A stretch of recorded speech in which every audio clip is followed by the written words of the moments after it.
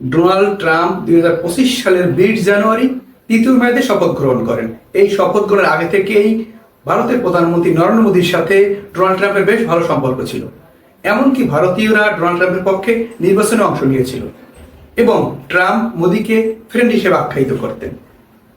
এ কারণে আওয়ামী লীগ মনে করেছিল যে ট্রাম্প যদি ক্ষমতায় আসেন তাহলে শেখ হাসিনাকে ফিরিয়ে নিয়ে আসবেন, আবার তিনি বাংলাদেশের প্রধানমন্ত্রী হবেন। এর কারণে ট্রাম্পের পক্ষে তারা ব্যানার নিয়ে মিছিলও করেছিল। কিন্তু বর্তমান প্রেক্ষাপটে ভিন্ন।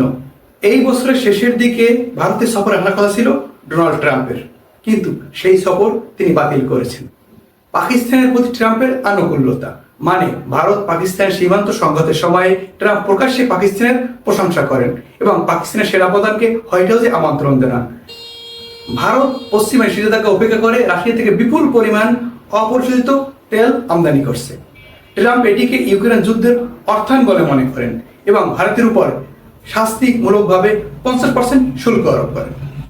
এই 50% শুল্ক আরোপ করার কারণে ভারতের অর্থনীতিতে একরকমের ধস নেমেছে। ভারতের 3টি শহরের গার্মেন্টসগুলো বন্ধ হয়ে গিয়েছে। এছাড়াও ভারতের চিংড়ি রপ্তানিতে ধস নেমেছে।